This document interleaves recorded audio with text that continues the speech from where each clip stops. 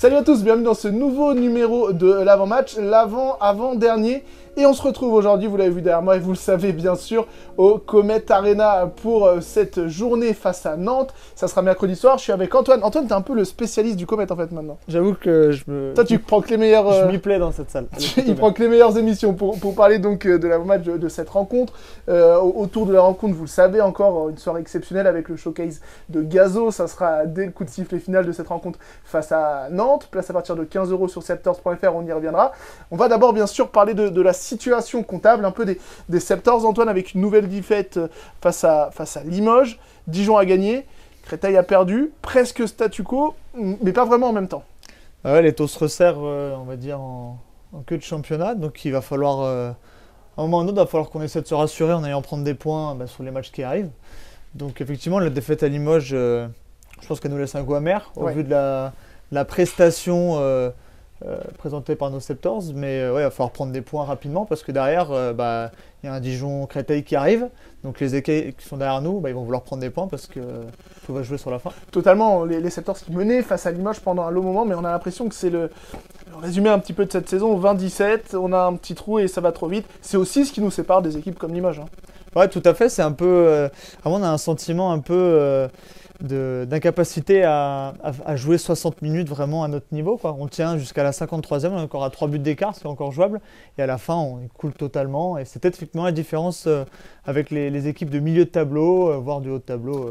Tu le disais, pendant le temps que nous on jouera contre Nantes ici au Comet, il va y avoir un Dijon-Créteil, ça s'est resserré puisque le point sur le classement, c'est que Dijon a maintenant 8 points, Créteil 10 points, nous toujours 11 points, et devant Ivry 14 points. Tout à fait. Juste en faisant une petite parenthèse pour parler des autres, qu'est-ce qui serait le mieux pour nous? L'idéal, c'est que nous on gagne ici. Oui, déjà. Dans une grande fête, ça serait qu'on gagne. Créteil. Du côté de Créteil, un match nul parce que du coup, on resterait toujours sur l'avance qu'on a sur Créteil. On est toujours devant au classement, mais si on a le même nombre de points. Donc ouais, un match nul, ça nous arrangerait. Maintenant, à nous, on a encore notre destin en main. Donc plutôt que de penser aux autres, ce serait bien qu'on pense plutôt à nous et qu'on essaye de grappiller des points là où on peut. Et le destin en main, ça passera peut-être par une victoire contre cette équipe de Nantes, je le dis avec le sourire, parce que forcément, il semble y avoir un monde d'écart entre nous, 14e, et cette équipe de Nantes qui vient de battre le PSG. Est-ce qu'actuellement, Nantes, c'est quasiment ce qui se fait de mieux en France, ou c'est ce qui se fait de mieux en France, Antoine? En tout cas, pour l'instant, on peut dire que c'est une des équipes qui se fait, ce qu'il y a de mieux en France. La preuve, il y a 2 journées de championnat capable de battre le PSG à la maison.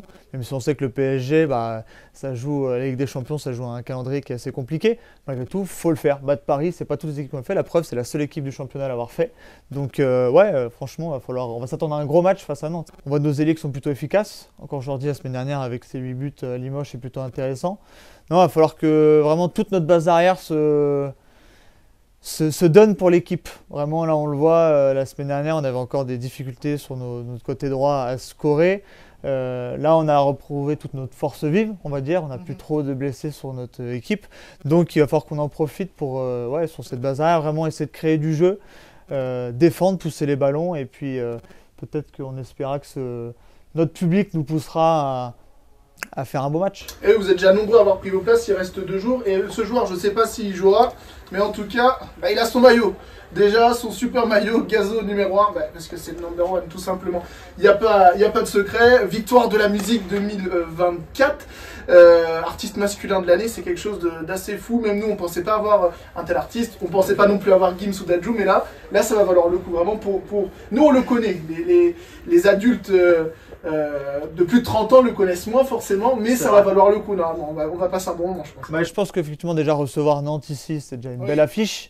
Et rajouter avec Gazo, et puis voilà, je pense que c'est toute une génération qui connaît parfaitement cet artiste, donc ça risque d'être une belle fête. Nous, on connaît la tracklist, mais on ne vous la donnera pas, on vous garde la surprise, mais on l'a eu ce matin avant de débuter ce tournage. Place à partir de 15 € sur septors.fr, il reste des places un petit peu partout, donc n'hésitez pas, venez nous rejoindre, ça va être un très très beau moment. On accueille Rémi pour tout ce qu'il faut savoir sur cette ville de Nantes, en descendant de Nantes, il y a plein de chansons, peut-être c'est ça. Dans les prisons de Nantes, dans les prisons de Nantes, exactement.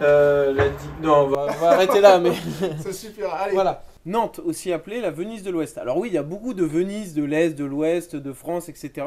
Mais la Venise de l'Ouest, pourquoi? En raison de nombreux bras de l'Eudre, L'Erdre, voilà. Et de la Loire, qu'on connaît bien ici, hein, d'ailleurs. D'ailleurs, elle se jette pas à Nantes, hein, elle se jette à Saint-Nazaire. Beaucoup se trompent un petit peu et disent Nantes. Si on gagne, on peut prendre le pari que vous faites Orléans-Nantes avec votre padel. Allez, je le fais. Allez, je le fais. Ce sera filmé, on mettra sur la chaîne YouTube. Allez, il n'y a pas de souci. Okay. Je le fais. On verra les pronostics des scores après, hein, mais... Donc voilà, quand on parle de Nantes, il y a beaucoup de gens qui parlent de quoi? De la météo, c'est ça? Oui. On dit beaucoup que c'est la ville où il y a le plus de pluie, la ville la plus pluvieuse de France.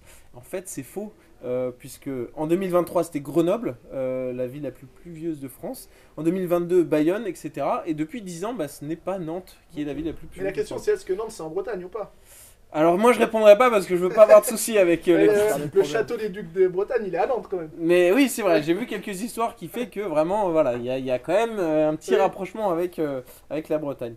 Je vais vous parler de la biscuiterie Lu. Très bon gâteau. Voilà, alors c'est non sponsorisé, hein, je tiens à le préciser. Le BN d'ailleurs, vous m'avez sorti une anecdote juste avant de commencer, je vous laisse la dire, c'est un honneur. Eh bien BN, ça veut dire tout simplement biscuiterie nantaise. Voilà. Ok. Vous avez la petite photo des Lus dans la tête, les petits gâteaux que vous connaissez, que vous avez mangé. Voilà. Et parce que vous savez que c'est un mini calendrier en fait. Ah, d'accord. Donc en fait, il y a 52 dents sur le contour. Ok. Donc 52 semaines. 4 coins à croquer, donc les 4 saisons. 24 trous sur le biscuit, je vous laisserai compter, pour les 24 heures d'une journée.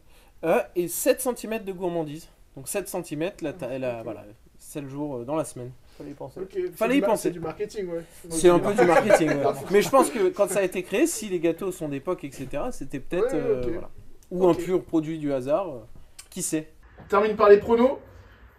Alors, moi, je vais dire une victoire de Nantes, parce que ça m'arrangerait un petit peu. Je peux le faire sur mon temps de travail, d'aller jusqu'à Nantes en padel. On verra si on gagne déjà. On fera des lives. Non, mais on est tous d'accord que ça va être très compliqué. Et comme disait Antoine, il faudrait un match parfait. Donc ça veut dire quoi? Un match avec peu de buts, peut-être avec beaucoup d'arrêts de gardien? Je pense qu'il y aura du but, malgré tout, parce que voilà, deux équipes forcément qui prennent des buts malgré tout, même si elles en marquent. Mais il y aura du but. Maintenant, va falloir limiter les pertes de balles et peut-être pourquoi pas avoir un gardien en feu. C'est ce qui avait réussi à Chartres. Chartres, il y a quelques semaines, 28 partout. Ils avaient limité ces Nantais à 28 buts et ils auraient même dû gagner.